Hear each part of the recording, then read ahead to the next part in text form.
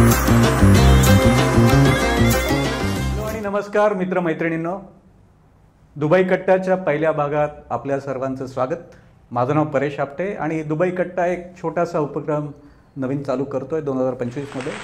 सर्वप्रथम 2025च्या नवीन वर्षाच्या आपल्याला हार्दिक शुभेच्छा. हे वर्ष आपल्याला सुख समृद्धीचे भरभराटीचे जावो आणि कदाचित हू नोज दुबई कट्टा आपल्याला थोडंसं हेल्प पण करेल की आपल्यासाठी किंवा आपल्या नातेवाईकांसाठी मित्रांसाठी काही इन्फॉर्मेशन पास ऑन होईल आणि ती युजफुल होईल. तर कन्सेप्ट अगदी सोपी आहे दुबई कट्टाची काही टू मच कॉम्प्लिकेशन्स नाही आहेत. पण आजचा जो टॉपिक निवडला आहे तो थोडासा कॉम्प्लिकेट आहे की दुबईमध्ये व्यवसाय सेटअप करायचा असेल, व्यवसाय चालू करायचा असेल तर त्या संदर्भात काय काय आपल्याला माहिती गोळा करता येईल. आणि त्यासाठी आज एक एक्सपर्ट बोलवले आहे दुबईमध्ये ज्यांचा बिझनेस कन्सल्टन्सी आहे असे मिस्टर मोहित नाईक. वेलकम मोहित. नमस्कार. सो मोहित, प्लीज तुझं ब्रीफ इंट्रोडक्शन दे आणि मग आपण इंटरॅक्शन करतच राहू. ऑफकोर्स. धन्यवाद परेश सर आणि परेश आपटे टीम यांना मला या मंचावर बोलवल्याबद्दल. हा फारच छान उपक्रम तुम्ही चालू केलेला आहे ज्यात तुम्ही दुबई कट्टा या माध्यमातून लोकांना दुबईच्या व्यवसायाबद्दल, दुबईच्या मार्केटबद्दल आणि दुबईच्या एकूण संस्कृतीबद्दल तुम्ही लोकांना एज्युकेट करत आहात, त्यांना माहिती पुरवत आहात. आणि या माध्यमातून आपल्याला मराठी माणूस हा दुबईमध्ये कसा सर्वाईव्ह होतोय, कसा वाढतोय, कसा आपला व्यवसाय वाढवतोय आणि कुठले कुठले व्यवसाय आपण इथं करू शकतो याच्याबद्दल आपण चांगली माहिती देऊ शकता. जरूर. आणि सॉरी मोहित, आधी मला एक सांग, तू बेसिकली कुठून आहेस? मी बेसिकली पुण्याहून आहे. माझा जन्म पुण्यात झालं, माझं एज्युकेशन पुण्यात झालं. पुणेकर? हो, पुणेकर. मग ते हे जे घातलं हे मी पुण्यात पाहिलेलं नाही म्हणून परत विचारलं की तू नक्की बेसिकली कुठून आहे. हा ड्रेस काय? ह्याला कंदुरा म्हणतात. कंदुरा हा एक अरबिक पोशाख आहे आणि अरबी लोक म्हणजे ज्याला आपण गल्फ रिजन म्हणतो, गल्फ GCC आपण ज्याला म्हणतो, मीना नाही, गल्फमध्ये मोस्टली हा कंदुरा घातला जातो. आणि या कंदुऱ्याचे वेगवेगळे प्रकार आहेत. सौदीचा वेगळा आहे, एमारातचा वेगळा आहे, ओमानचा वेगळा आहे. असा वेगळ्या देशांचे वेगवेगळे कंदुऱ्याचे स्टाईल आहेत. त्यापैकी हा एक एमाराती कंदुरा आहे आणि मी हा घालतो कारण की जैसा देश वैसा भेस.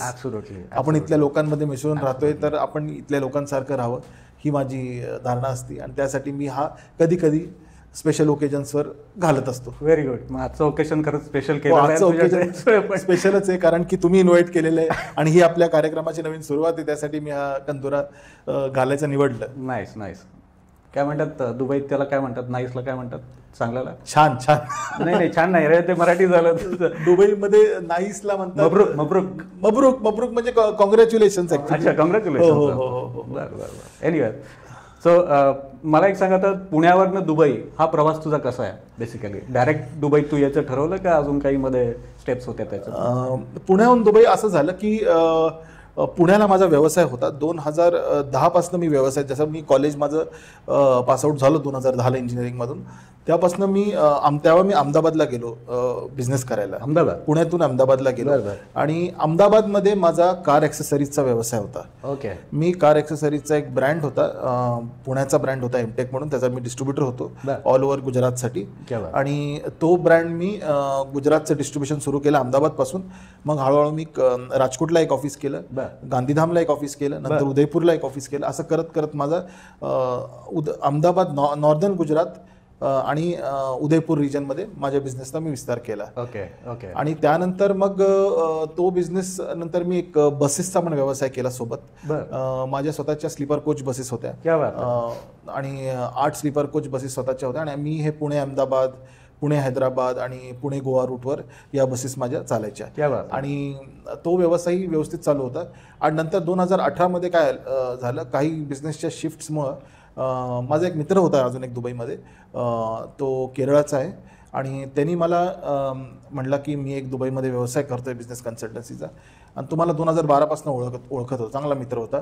आणि तो म्हटला की त्याचं नाव जमाद होतं आणि त्यांनी मला म्हटलं की तू दुबईमध्ये मला जॉईन होशील का, कारण की आपल्याला माझं नवीन ऑफिस एक्सपॅन्ड करायचं आहे. आणि ॲक्च्युली मला दुबईच्या या मार्केटबद्दल काही माहीत नव्हतं त्यावेळेस. मी अगदी न्यूकमर होतो आणि मी जस्ट एक ट्राय म्हणून म्हटलं ठीक आहे चला मी हा पण उपक्रम घेतो हातात आणि बघतो कसं होऊ शकतं. आणि त्यानंतर मी दुबईला आलो आणि तिथून हा माझा प्रवास सुरू झाला ॲज अ बिझनेस कन्सल्टंट. क्या बात आहे. म्हणजे एक तर 2-3 पॉईंट मला यातनं मिळतात तुझ्याकडनं की एक तर तू खूप फ्लेक्झिबिलिटी आहे म्हणजे पुण्यावरनं तू अहमदाबादला शिफ्ट झालास, प्लस 2-4 रिजन्स नॉर्थ साईडला पण चेक करतोय, प्लस नेटवर्किंग म्हणजे तिथं जाऊन एस्टॅब्लिश केलेले कॉन्टॅक्ट्स, प्लस तुझे जे जुने कॉन्टॅक्ट्स होते त्याचं हेल्प घेऊन तुला शेवटी दुबईची पण एक ऑपॉर्च्युनिटी मिळाली आणि तू ती ऑपॉर्च्युनिटी घ्यायला परत तू तयार होता. ती धाडसी वृत्ती पण पाहिजे तरच आय थिंक या 2 स्टेप पुढे जाऊ शकतो मला वाटतं. करेक्ट आहे? हो हो हो, हे खरं आहे. कारण की मी भारत बरंच बघितलं आहे, त्या हिशोबाने बघायला गेलं तर की भारताचा पण बराच पट्टा मी फिरलो आहे आणि त्यानंतर मला ही इंटरनॅशनल ऑपॉर्च्युनिटी लाभली. त्यावेळेस मी इथं आलो आणि आपण तसं बघायला गेलो की मराठी माणूस त्या हिशोबाने थोडा 2 स्टेप मागच असतो. आपण कुठलीही नवीन रिस्क घ्यायला थोडंसं आपण घाबरतो किंवा कुठलीही नवीन उपक्रम करायला आपण थोडंसं दचकतो की यार काय होईल, पुढं नुकसान होईल का, लॉस होईल का. आणि ह्याच्या मागचं अजून एक कारण आहे की आपल्या मागची फायनान्शियल स्टॅबिलिटी आणि बॅकिंग ही कमी असते. First of all from family, नंतर फ्रॉम फ्रेंड्स, नंतर from banking institutions and finance institution. He financial backing कमी असल्यामुळं आपल्याला होतं काय की आपण थोडंसं रिस्क घ्यायला घाबरतो, नवीन गोष्टी ट्राय करायला आपण घाबरतो. त्यामुळं चला आता अवेअरनेसमुळं काय झालं की महाराष्ट्रात मराठी माणसाचा फुटप्रिंट चांगला झाला आहे बिझनेसमध्ये. मराठी माणूस नवीन नवीन बिझनेस ट्राय करतोय. फॉर एक्झाम्पल हॉटेल इंडस्ट्रीमध्ये मराठी माणूस आधी फार मागं होता, त्यात शेट्टी लॉबीचा मोठा हात होता. पण आता झालं की मराठी माणूस स्वतःचे सगळे रेस्टॉरंट्स टाकतोय आणि असे बरेच व्यवसायामध्ये मराठी माणसाने स्वतःचा विस्तार केलेला आहे. पण इंटरनॅशनल मार्केटमध्ये अजूनही तसं बघायला गेलं तर आपण कुठं मोनोपॉली अजून केलेली नाही आहे, ती बाकी आहे. आणि त्यासाठी मी म्हटलं की हे मार्केट थोडंसं एक्सप्लोअर करावं आणि ह्यात काय नवीन शिकता येते. आणि 2018 पासून मी जेव्हा इथं आलो तेव्हा मी वेगळ्या वेगळ्या नॅशनॅलिटीज बरोबर काम केलं. इंडियन्स, पाकिस्तानी, बांगलादेश, हा आपला जो एशियन रिजन्स आहे तो तर आहेच आहे, प्लस ह्याच्या व्यतिरिक्त युरोपियन्स म्हणा, eastern Europeans, western Europeans, Americans म्हणा, कॅनेडियन्स म्हणा, साऊथ अमेरिकन्स म्हणा, यांच्याबरोबर काम केल्यावर मला कळालं की कुठल्या देशातली लोक कशा प्रकारचा व्यवसाय करतात, कशा प्रकारचा बिझनेस करतात, हे मला त्यावेळेस कळालं. करेक्ट. मी असं ऐकलं की दुबईत जवळजवळ 150 ते 200 नॅशनॅलिटीज आहेत. Is that? हो हो हो हो, खरं आहे, नक्की. म्हणजे एवढं डायव्हर्स कल्चर आणि त्यांच्यावर काम करण्याची तयारी पण पाहिजे आपली. हो, आता कसं आहे की दुबई बघायला गेलं तर एक ग्लोबल हब आहे. का ग्लोबल हब आहे? कारण की दुबई एक व्हिसा फ्रेंडली कंट्री आहे. सगळ्यात पहिले तर तुम्हाला दुबईचा युएई एक व्हिसा फ्रेंड, दुबई ह्याच्यातला एक एमिरेट आहे. टोटल 7 युएई मध्ये 7 एमिरेट आहेत. दुबई आहे, अबुधाबी आहे, फुजेरा आहे, रासेल खैमा आहे, अलैन आहे, अजमान आहे आणि शारजा आहे. या 7 पैकी दुबई आणि अबुधाबी हे थोडे वरच्या लेवलला आहेत. आणि मोस्टली जे लोक येतात बाहेरून ती दुबई आणि अबुधाबीला येतात. आणि ह्याच्या व्यतिरिक्त पण आता शारजा आहे. आता तुम्ही शारजा बघाल तर Sharjah is the hub for industrial, automotive industrial things. म्हणजे ऑटोमोटिव्ह इंडस्ट्री ही थ्राईव्ह करते शारजामध्ये. जगात काही नंबर 3चं मार्केट इथं आहे युज्ड ऑटो स्पेअर पार्ट्स आणि युज्ड कार्स मधलं. आणि फार मोठं मार्केट आहे इथे, फार मोठी इंडस्ट्री आहे. ऑल ओव्हर वर्ल्ड नी इथं कार्स येतात विकायला. आणि दुबई जर तुम्ही युएई बघाल तर ऑल ओव्हर वर्ल्डच्या नॅशनॅलिटीज इथे येऊन बिझनेस करतात, तिथे येऊन नोकरीच्या शोधात येतात, तिथे येऊन ऑपॉर्च्युनिटीजच्या शोधात येतात. आपलं एशियन कंट्रीज तर आहेतच, प्लस ईज ऑफ लिव्हिंग म्हणा दुबईमध्ये चांगली आहे, ईज ऑफ बिझनेस चांगला आहे, सेफ्टी चांगली आहे. दुबईमध्ये तर तुम्ही घराचं लॉक जरी नाही लावलं तरी म्हणतात की चोरी नाही होत. हो, इतकं सेफ आहे रस्त्यावर.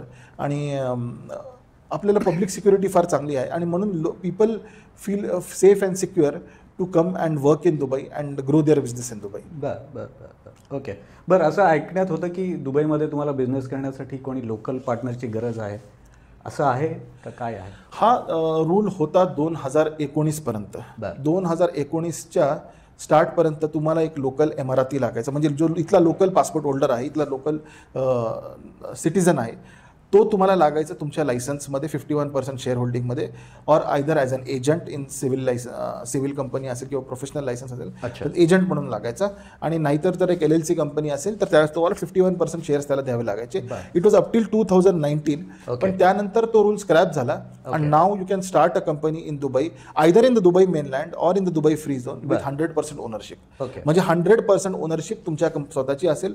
तुम्हाला कुठलाही लोकल स्पॉन्सर किंवा लोकल पार्टनर तुमच्या लायसन्समध्ये ठेवायची गरज नाही आहे. Okay, that's good. म्हणजे पूर्वी जे लोकांचं एक कदाचित मेंटल सेटबॅक असेल की तिकडे मग लोकल पार्टनर घेऊन बिझनेस करायचा, तर ती आता बेसिकली रिक्वायरमेंट अजिबातच नाहीये.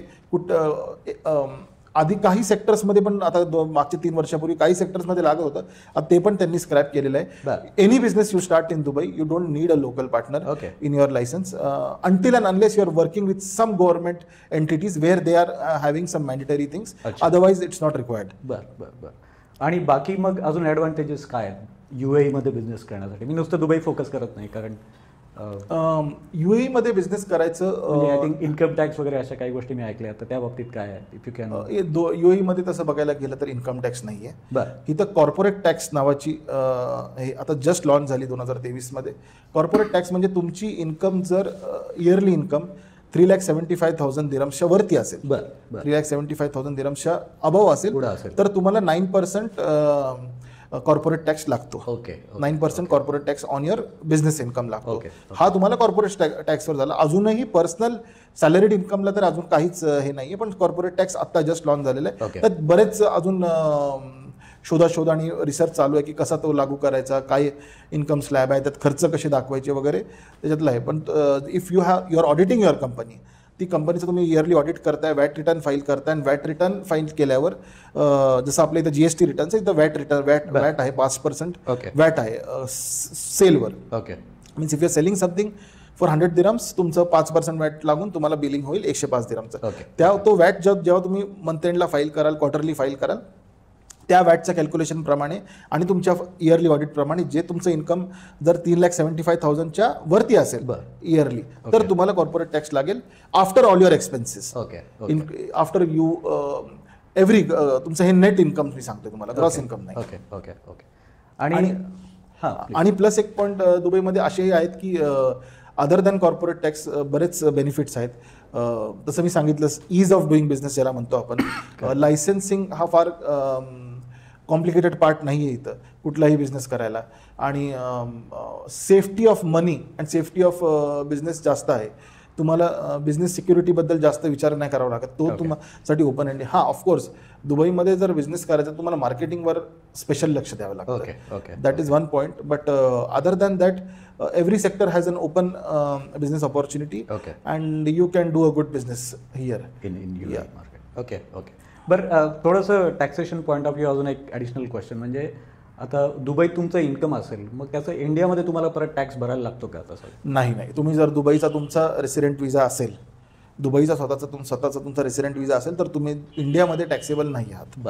इंडियामध्ये जेव्हा तुम्ही इन्कम सेंड करताय तेव्हा तुम्हाला टॅक्स लागत नाही त्याच्यावर. ओके. पण मला वाटतं तो काहीतरी 180 दिवसाच्या पुढे असं काहीतरी क्लॉज, तो इंडियाची रिक्वायरमेंट आहे. हो. But it can be manage in such a way that we can go through it also. Okay. बरं.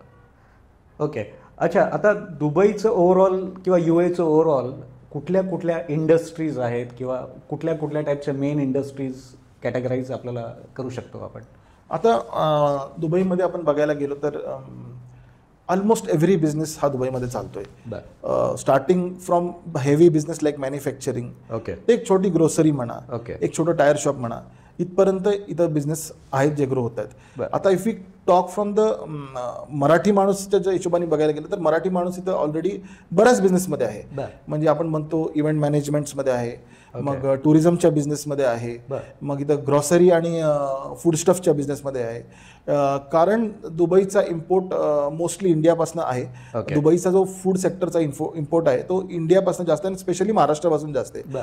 त्यामुळं महाराष्ट्राच्या बऱ्याच कंपनीज दुबईमध्ये आहेत ज्या इम्पोर्ट एक्सपोर्टचं काम करतात फूड स्टफच्या.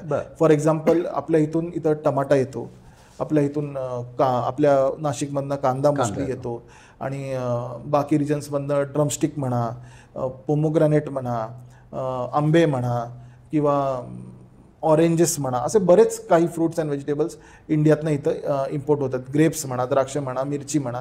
तर त्या सगळ्यांची सप्लाय जी आहे ती इंडियापासनं महाराष्ट्रापासून दुबईला जास्त करून आहे.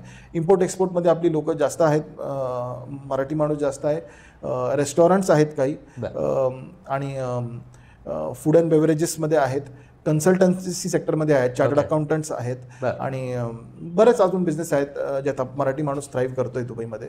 आणि द लिस्ट इज लॉंग, पण there are many such industries thriving and lot of scope for Maharashtrian businessman to grow in. धन्यवाद.